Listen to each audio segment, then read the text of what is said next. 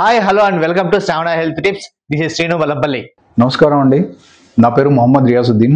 నేను గత కొన్ని సంవత్సరాలుగా ఇన్సూరెన్స్ ఇండస్ట్రీలో పనిచేస్తున్నాను. కంపెనీ గ్రూప్ ఇన్సూరెన్స్ ఇచ్చారు సార్. నా ఫ్యామిలీ మొత్తం ఒకే గ్రూప్ లో ఉన్నారు. ఇప్పుడు గ్రూప్ ఇన్సూరెన్స్ నేను కార్డ్ పెట్టుకొని వెళ్తే మా హాస్పిటల్ ఫస్ట్ నుంచి చూపించుకోవాలండి అని చెప్తున్నాను. ఈ ప్రాబ్లం ఎలా సాల్వ్ చేయగలుగుతారు సార్? గ్రూప్ ఇన్సూరెన్స్ అన్నది ఎంప్లాయీ కేసుల్లో వర్తించింది సార్.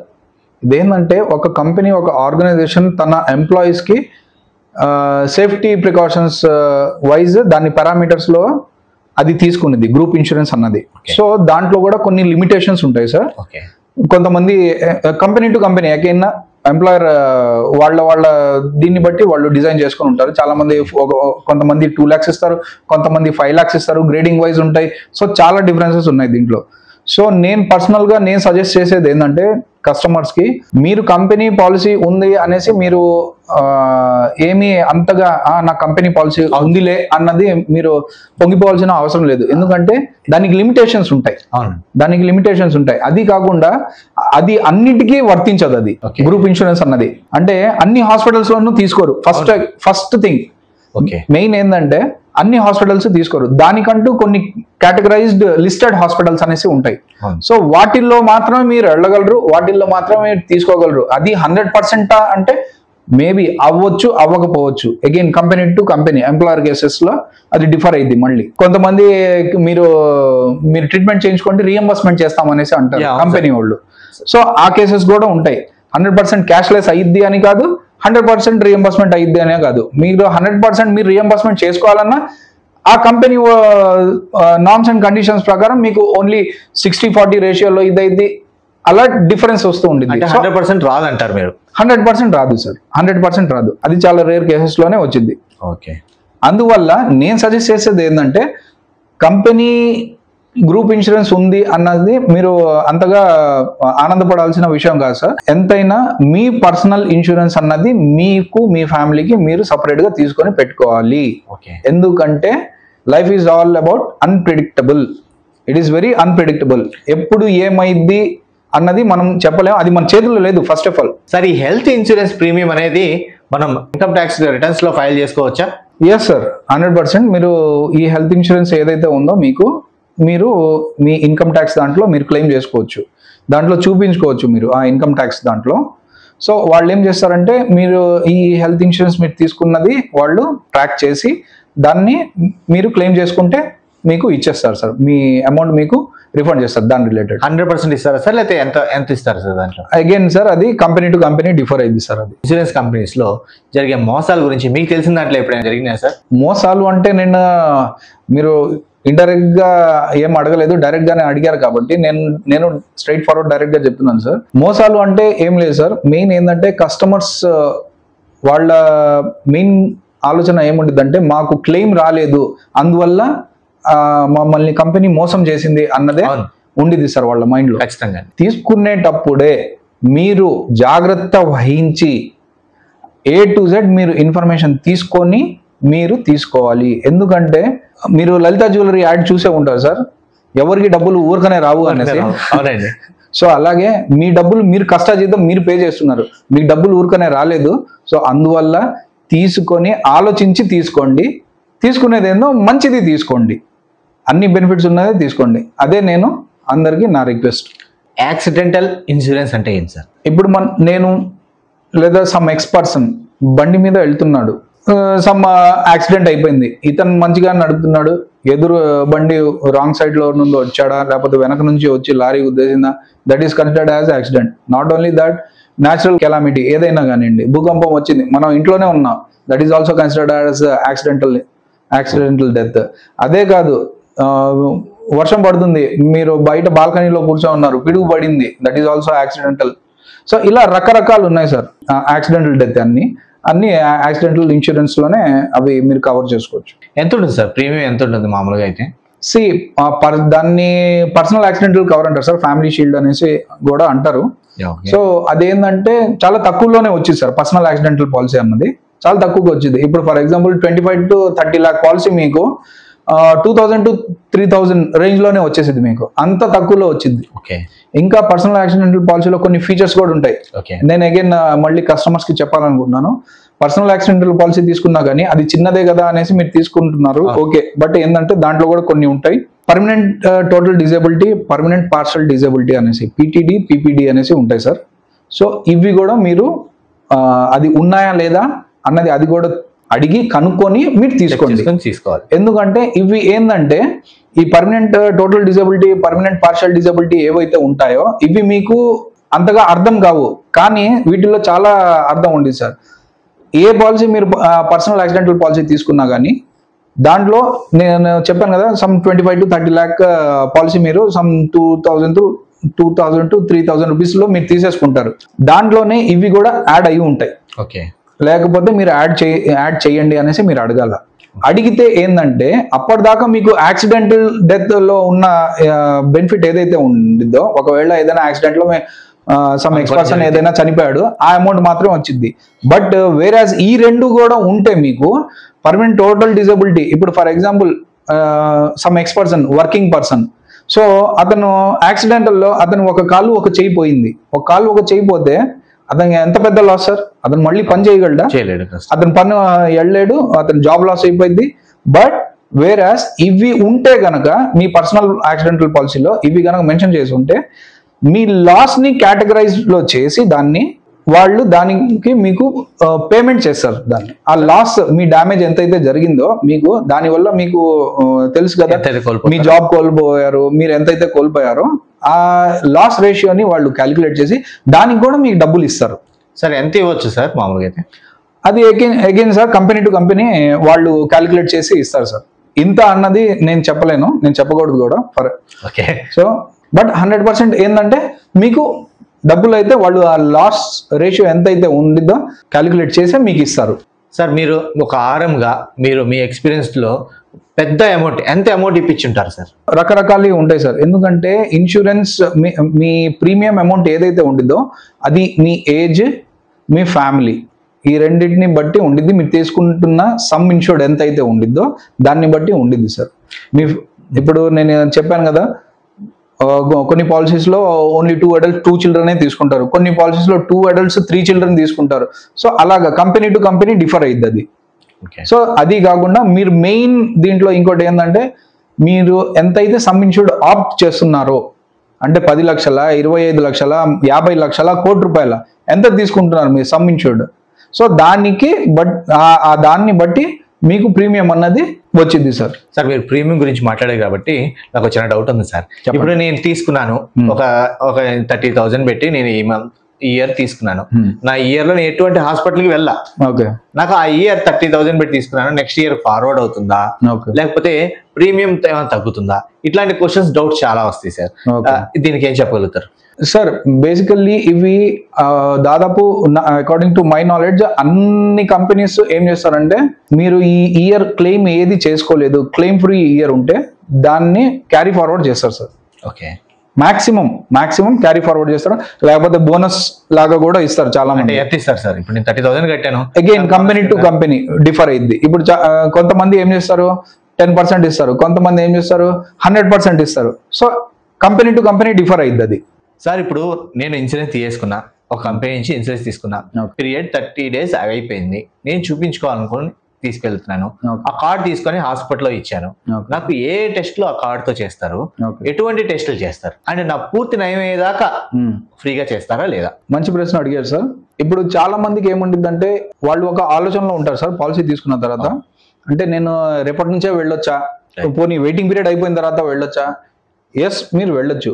ఎమర్జెన్సీ అయితే, ఎనీ యాక్సిడెంటల్ ఎమర్జెన్సీ అయితే మీరు ఇమీడియట్ గా అప్రోచ్ అవ్వచ్చు సార్. పాలసీ తీసుకున్న ఎమ్మటే మరుసటి రోజే ఏదైనా యాక్సిడెంటల్ ఎమర్జెన్సీ ఏదైనా కానివ్వండి మీరు వెళ్ళొచ్చు, దాంట్లో నో డౌట్. మీకు 100% క్లెయిమ్ అన్నది ఇస్తారు.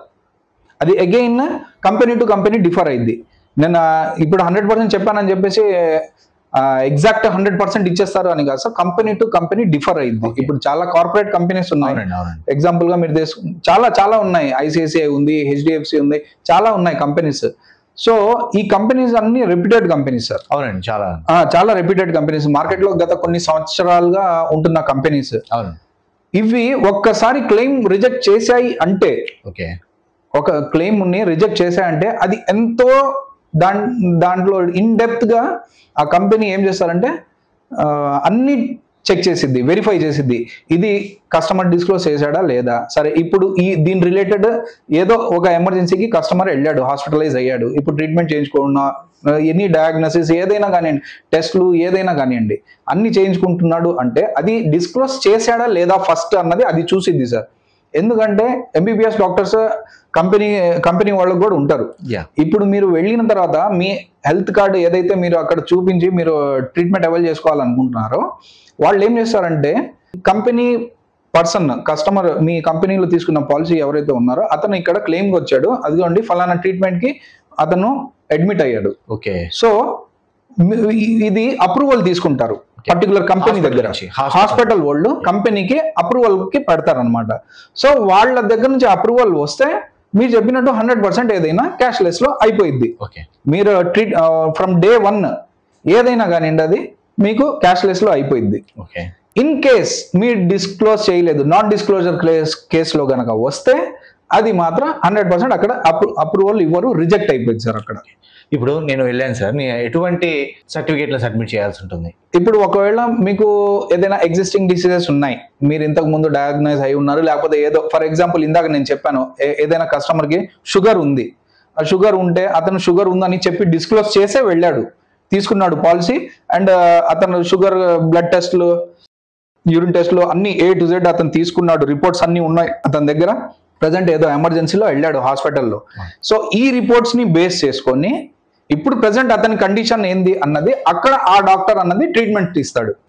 అతనికి వచ్చిన కండిషన్ ఏంది, ఓకే ఇతను షుగర్ పేషెంట్, ఓకే ఇప్పుడు ఈ సిచ్యువేషన్ లో వచ్చాడు, ఈ కేసులో వచ్చాడు, అడ్మిట్ అయ్యాడు, ఓకే దీంట్లో ఇతనికి ఏమేమి ఇది ఉంటాయి, పాసిబిలిటీస్ ఏముంటాయి అన్నది అతను మొత్తం చెక్ చేసుకొని క్రాస్ చెక్ చేసుకొని అతనికి ట్రీట్మెంట్ ఇస్తాడు సార్. అవి ఏవైనా కానివ్వండి, డిస్క్లోజ్ చేసిన కేసెస్లో ఏదైనా మీకు 100% మీరు చేసుకోవచ్చు. అది ఏదైనా కానివ్వండి, అది ఈవెన్ డయాగ్నోటిక్స్కి సంబంధించినవి కానివ్వండి, బ్లడ్ టెస్ట్లకు సంబంధించినవి కానివ్వండి, ఏదైనా కానీ. ఓకే, మెడిసిన్స్ కూడా ఈవెన్. సో స్కానింగ్స్ అవి కూడా ఫ్రీగా చేస్తారా సార్, లేకపోతే ఇవి విడిగా ఉంటాయా? సార్ అగైన్ ఇది కంపెనీ టు కంపెనీ డిఫర్ అవుతాయి సార్. నేను పర్టికులర్గా 100% అయ్యిద్ది అని అనను, 100% కాదు అని కూడా అనను సార్. ఇదేంటంటే కంపెనీ టు కంపెనీ వేరీ అవుతాయి, డిఫరెన్సెస్ ఉంటాయి, ఒక్కొక్క కంపెనీలో ఒక్కొక్క లాగా ఉంటాయి సార్. సార్ చాలా మంది కస్టమర్స్ చాలా చిన్న కంప్లైంట్ లాగా అనిపించినా కానీ చాలా పెద్ద కంప్లైంట్ లాగా ఉంటుంది సార్. ఏంటంటే ఇప్పుడు మన ATM కార్డ్ లాగా ఒక కార్డు వస్తుంది, మీకు పేపర్లో అయితే ఇస్తారు, కానీ ఆ కార్డు మాత్రం రాదు సార్ మనకి. ఇప్పుడు నేను వెళ్ళి చూపించుకోవాలనుకోండి, హాస్పిటల్కి వెళ్తాను, కార్డు ఉంటే కార్డు చూపిస్తాను, ఇప్పుడు వాళ్ళు వెళ్ళంగానే కార్డు ఏదైనా అడుగుతారు, అది ఇప్పుడు ఆ పేపర్స్ మొత్తం తీసుకొని వచ్చేస్తున్నారు పేషెంట్స్. ఇప్పుడు దానివల్ల ఉపయోగం ఏంటి సార్, అసలు ఆ కార్డు ఎట్లా వస్తుంది సార్? మీరు ఇన్సూరెన్స్ తీసుకునేటప్పుడు మీకు ఫస్ట్ ఏ కంపెనీ అయినా మీకు సాఫ్ట్ కాపీ ఇచ్చింది, ఓకేనా, హార్డ్ కాపీ బై పోస్ట్ అంటే అందరూ ఇవ్వచ్చు ఇవ్వకపోవచ్చు, చాలా కంపెనీస్ ఏం చేస్తారంటే డైరెక్ట్ గా సాఫ్ట్ కాపీ పంపించేస్తారు అంతే సార్, హార్డ్ కాపీస్ అయితే ఇవ్వరు. ఇంకా కార్డ్స్ అంటారా, మీరు కార్డ్స్ అంటే మీ అడ్వైజర్ ని అడగాలి సార్. ఫస్ట్ ఆఫ్ ఆల్ మీ అడ్వైజర్ ని అడగాలి, మీరు ఎవరి దగ్గర నుంచి అయితే తీసుకున్నారో అడ్వైజర్ కానివ్వండి, వేరే మేనేజర్ కానివ్వండి, ఎవరైతే మీకు తెలిసిన వ్యక్తుల ద్వారా తీసుకుంటుంటే వాళ్ళని మీరు అడగాలి, నాకు కార్డ్స్ ప్రొవైడ్ చేస్తున్నారా అన్నది. ఎందుకంటే మీకు సాఫ్ట్ కాపీలోనే ఆ కార్డ్స్ అన్నది కార్డ్స్ రిలేటెడ్ ఇన్ఫర్మేషన్ ఉండిద్ది, దాన్నే వాళ్ళు ఏం చేస్తారంటే ఆ ఏజెంట్స్ రిక్వెస్ట్ పెట్టి దాన్ని కార్డ్ రూపంలో డిజైన్ చేయించి మీకు ఇస్తారు, ప్రింట్ తీయించి మీకు ఇస్తారు, లేదా దాన్ని జిరాక్స్ తీయించి మీరైనా దాన్ని లామినేషన్ చేయించుకొని దాన్ని మీరు పెట్టుకోవచ్చు, ప్రాబ్లం ఏం లేదు సార్. ఇప్పుడు నేను ఒక 10 లక్షలు తీసుకున్నాను, ఓకే, నా లిమిట్ దాటిపోయింది, ఓకే, అమౌంట్ ఒక 15 lakhs అని చెప్పి హాస్పిటల్లో చెప్పారు, అప్పుడు ఎలా సార్, ఎలా చేయాలి సార్? ఇది again company to company differ అయింది సార్. ఇప్పుడు చాలా మంది కంపెనీస్ ఏం చేస్తారంటే కొంతమంది అన్లిమిటెడ్ ఇస్తారు సార్, ఓకే, అన్లిమిటెడ్ ఆప్షన్ అంటే అది మీరు తీసుకున్న పాలసీ ఇప్పుడు ఫర్ ఎగ్జాంపుల్ 10 lakhs పాలసీ తీసుకున్నారు, అది మీకు సమ్ హాస్పిటలైజ్డ్ అయిన తర్వాత సమ్ 50 lakh లేకపోతే 1 crore వచ్చేసింది. సో చాలా కంపెనీస్ ఏం చేస్తారంటే మీరు తీసుకున్న సమ్ ఇన్సూర్డ్ ఏదైతే ఉందో మీరు ప్రీమియం ఎంత వరకు అయితే కడుతున్నారో అంతవరకు మేము పే చేస్తాం, మిగతాది ఏదైనా కానీ మీ పాకెట్ నుంచే మీరు పే చేసుకోవాలి అంటారు. బట్ వేరే నేను పర్టికులర్ గా ఇప్పట్లో నేను చూసిన మంచి పాలసీ ఏదంటే ఐసిఐసిఐలో ఎలివేట్ అనేసి వచ్చింది sir policy.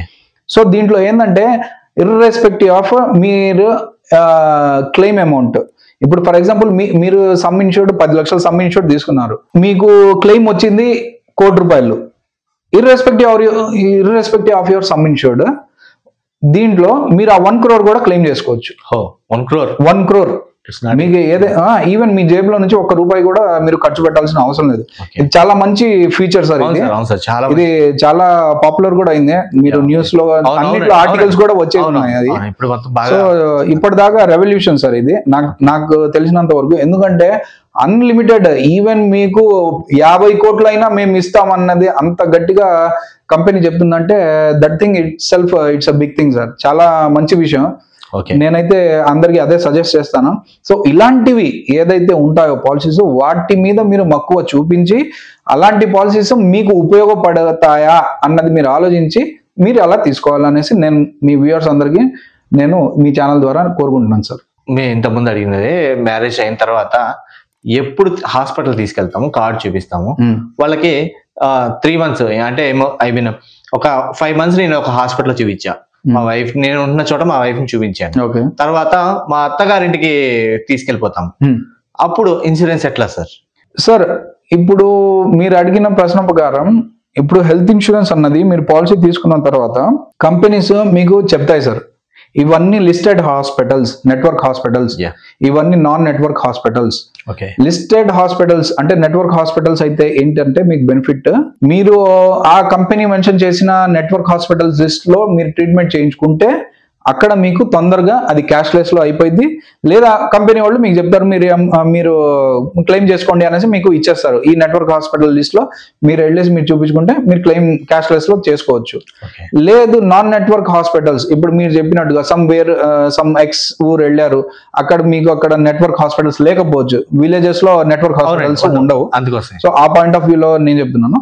So network hospitals ఉండవు కాబట్టి అక్కడ అన్ని నాన్ నెట్వర్క్ హాస్పిటల్స్, ఏదో చిన్న చిన్న హాస్పిటల్స్ ఉంటాయి, మీరు వెళ్ళి ఏదో ఎమర్జెన్సీలో ట్రీట్మెంట్ చేసుకుంటారు. సో అలాంటప్పుడు ఏంటంటే మీకు రీఎంబర్స్మెంట్ ఆప్షన్ ఉంది.